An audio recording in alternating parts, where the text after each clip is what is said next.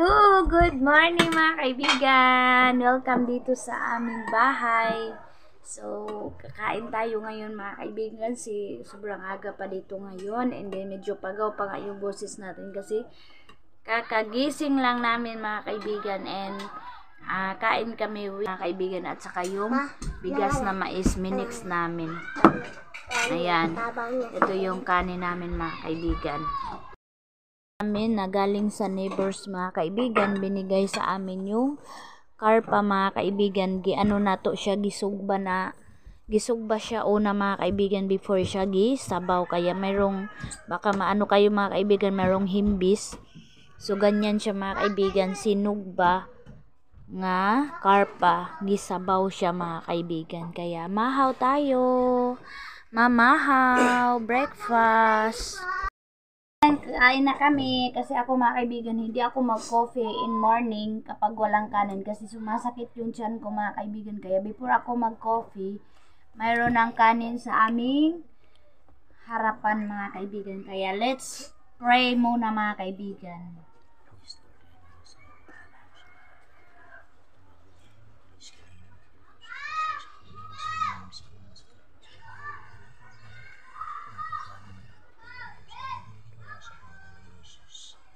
Amen. Kainan na. Sinabaw na karpa. May kangking. Nagkaon naman good na si King. Kampak kumbay. Pagpag sa ni mo. Tato do kampak dali tibi tawag buko. Kape.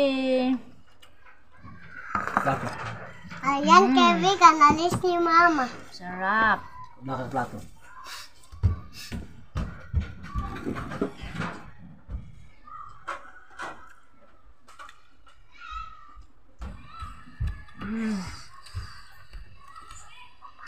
Labas natin.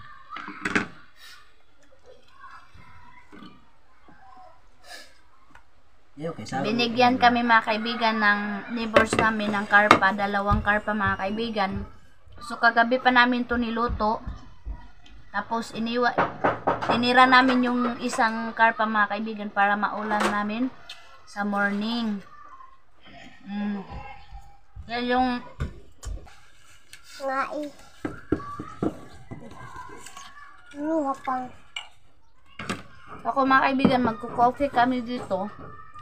Diskape lang po talaga kami mga kaibigan. Masakit yung tiyan ko mga kaibigan kapag maggatas.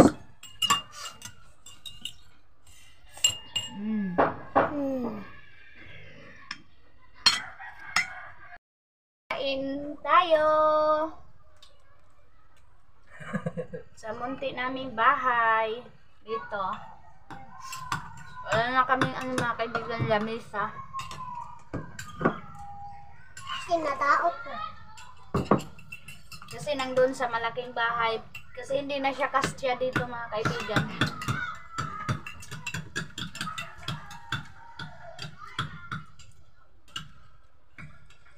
Birthday ko, kami dati itong umisa.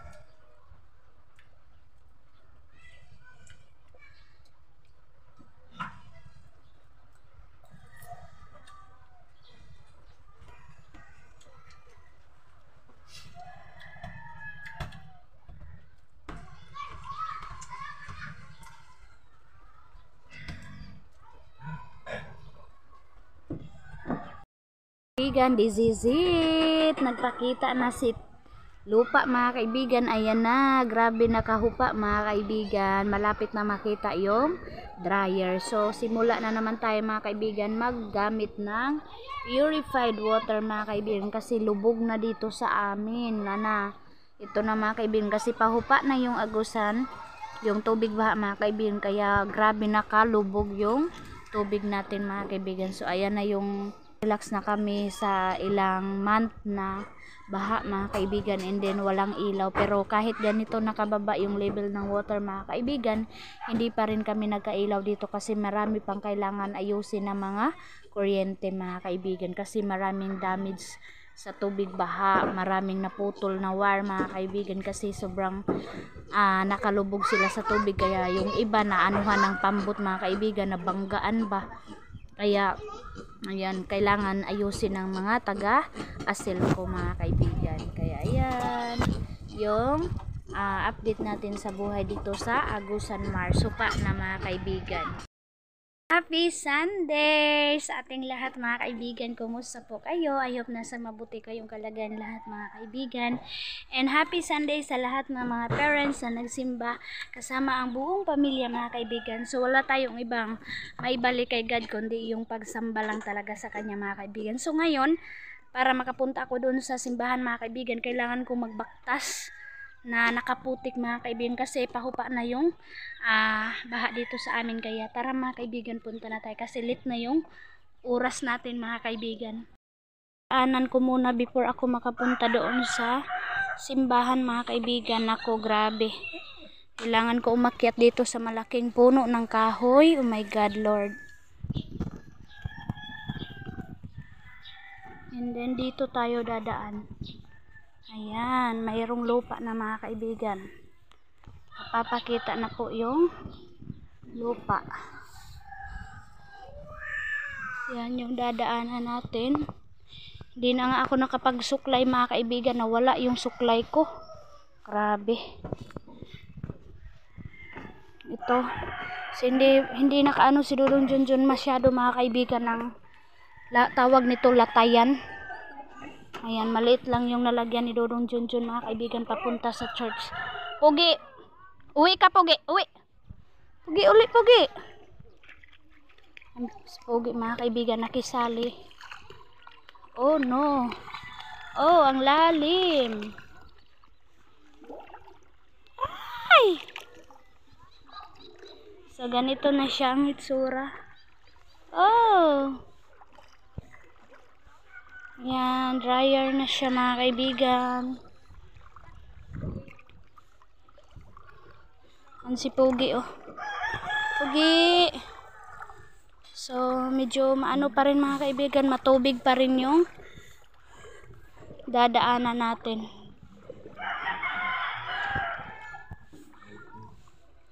Oh my God! Grabe kadangog. Kailangan natin mag-ano mga kaibigan, ingat.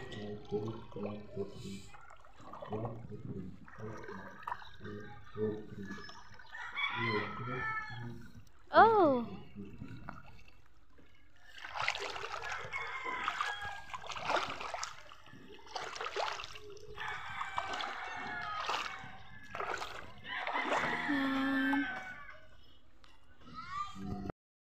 Mga kaibigan, ayan, busy na si Papa mga kaibigan, punta sa kanyang umahan kasi nagsusi si Papa kasi mga kaibigan nagpakita na po yung lupa doon sa taniman ni Papa ng mais. Kaya ayan si Papa mga kaibigan, papunta yan doon sa umahan. And then kahapon mga kaibigan, sinundo na niya yung mga panday. So ito na yung first panday sa bahay ni Ate Aileen dito sa Agusan Mars mga kaibigan. And hindi sila nagkita ni Ate Aileen at saka yung mga panday dito mga kaibigan kasi nandun si Ate Aileen sa Bayugan mga kaibigan. Nag rest muna siya mga kaibigan sa lalong lalo na nag siya sa kanyang vlog mga kaibigan. Kaya ayan, lubog na ulit yung Agusan River mga kaibigan kasi pahupa na siya. And then maganda na po yung tempo, mainit na mga kaibigan. So kami mga kaibigan magre-ready na naman tayo kung hindi na babalik mga kaibigan yung tubig baha para makapag makapagtanim na tayo ng mais. And then mag-start na naman tayo sa mga kailangan gawin mga kaibigan na lupa na. Kaya super excited na kami na magtanim mga kaibigan, lalong lalo na yung gulay. Excited na ako na magtanim ng mga gulay kapag hupa na ito. Kaya ito yung update natin sa ating buhay sa Agusan Mars mga kaibigan. Ayan, nakakatakot yung tubig mga kaibigan. Ayan oh, grabe kasulog. Sulog kayo ang Agusan River kasi ano na siya, mahupa na pahupa na siya. Nakatapos ko lang naglinis dito sa bahay. na magpag ako mga kaibigan kasi grabe yung alikabok ng bahay natin na old kasi marami ng bukbok kaya pagod na pagod ako mga kaibigan. Tingnan nyo naman yung muka natin kaya baka magsabi naman kayo na maggalaw-galaw tayo pero katapos ko lang mga kaibigan naglinis dito sa bahay and then ang daming kailangan anuhin mga kaibigan ipagpag kaya rest muna ako. And then yung mga panday ni Ate Aileen mga kaibigan yung trabahuin nila is yung mga kaibigan sa kusina ni Ate Aileen kasi yun na lang talaga mga kaibigan yung hindi pa totally tapos kaya focus muna sila doon and then makikita na natin mga kaibigan kasi nandito na si Ate Aileen and then mabibili na nila yung kailangan nilang bilhin or ano yung kailangan sa kusina para makita na talaga yung view mga kaibigan. So yun po yung update sa pabahay ni Ate Aileen dito sa Agusan Mars. Hello mga kaibigan, good afternoon. Nandito tayo ngayon sa bahay nila Maninay, nila Bianan mga kaibigan kasi nag-ano tayo mga kaibigan, tuloy pa rin yung pagpanday sa pabahay ni Ate Aileen mga kaibigan. Ayan, grabe ang lakas ng sikat ng araw mga kaibigan. Ayan, nagpa-deliver. Nagkuha na naman sila papa ng cement at saka yung graba mga kaibigan para doon sa kusina mga kaibigan magagamit and then pumunta na dito yung mga panday mga kaibigan kahit wala pa si Ate Aileen kasi busy pa yon si Maninay ninyo mga kaibigan sa pag-edit ng kanyang vlog doon sa Bayugan kaya hindi pa siya nakauwi and then mag-prepare siya sa kanyang birthday mga kaibigan. Kaya ayan dito tayo ngayon sa bahay. So ito na mga kaibigan yung update sa buhay namin sa Agusan Mars. Hupang-hupa na mga kaibigan. Ayan oh. Lupa na talaga oh. Grabe. Grabe yung abuno mga kaibigan na lupa. Kaya ayan si mama. Kanina si mama yung nag-guide doon para makabili ng mga materialis mga kaibigan doon. So thank you mama. So ayan meron pa kita si mama. Wow ka-cute. Dress ni Aileen mga kaibigan. Binilihan ni mama ng ukay-ukay. So ayan na. So ayan sila uncle. Mga panday ni Maninay ninyo mga kaibigan. Saan maingay si King mga kaibigan kasi naiwan namin doon sa bahay. Saan marami pang balas sila mama tapos meron na ding mga nahulma dito na mga hollow block.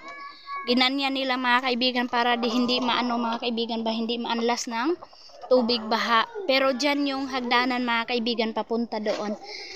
Kaya mayroong ganyan diyan. Hi Kuya Alex. So dito tayo, akyat tayo mga kaibigan kasi hindi pa ako nakapunta dito kasi 2 araw na nila nagpanday. Tingnan natin yung kusina. So ito na yung update oh sa ilalim ng bahay ni Ate Aileen. Peace. Hi Janjan. Nag-alsa si Janjan mga kaibigan, nag-alsa ng cement. Ayan na oh. Wow, hupang-hupa na ang Agusan Mars. Si Yoyo. So tuloy-tuloy pa rin mga kaibigan yung work para makaano na mga kaibigan, maka-blessing na. Oh my God Yoyo. So ayan. Buti mga kaibigan, hupa na siya kasi nakapanday na mga kaibigan habang nandito si Ate Aileen sa Agusan Mars. Kaibigan, ito yung ginawa nila dito. Ayan. Yung baha mga kaibigan, grabe kagubot pero sa ngayon malapit na kunti-kunti na nilang inaayos mga kaibigan and then ito na mga kaibigan. Wow, so ito na meron na pong nakikita na kusina mga kaibigan dito sa pabahay ni Maninay ninyo mga kaibigan. So ito na, ayan ang cute ng hugasan nila mama mga kaibigan. Ayan oh. Tapos dito oh. Babo, ayan naglagay na din sila ng para lagyan ng atip dyan mga kaibigan. Nakabubong na din sila. So ito naka-finishing na sila dito mga kaibigan. Inanuhan na nila dyan. So ito yung trinabaho nila mga kaibigan pagdating nila. Ayan yung update sa bahay ni Ate Aileen mga kaibigan sa pagtigil ng tubig baha. So dito din nag-ano na din sila nag-ano na din oh, ginanyan na nila mga kaibigan. Ayan. So Paunti-unti na talaga mga kaibigan ang bahay ni Maninay ninyo. So against the light yung camera natin mga kaibigan. So ayan, uwi na ako mga kaibigan kasi si King palagi umiyak. So abang-abang po kayo sa vlog ni Ate Aileen mga kaibigan kung ano yung ganap sa buhay ni sa pabahay niya dito sa Agusan Mars na nandito siya mga kaibigan. Kung ano yung mga kailangan madagdag niya mga kaibigan. So super excited na talaga. So ayan na yung kailangan buhusan ni Ate Aileen mga kaibigan, pero hindi naman siya masyado parang nasira. Ayan mga kaibigan, oh, maganda pa naman. So ang importante, unahin mo na yung kusina before ito buhusan mga kaibigan, kung bubuhusan na talaga natin in this afternoon mga kaibigan sa buhay namin dito sa Agusan Mars. Thank you always for watching mga kaibigan sa vlog ko, and lalong-lalo na kay Ate Aileen. Maraming salamat po. Walang sawang suporta mga kaibigan sa akin. Sana po wag niyo po skip yung mga ads ko mga kaibigan. Like and share po yung vlog natin. Maraming salamat sa mga new subscriber ko. Shout out sa inyong lahat mga kaibigan ko. Salamat.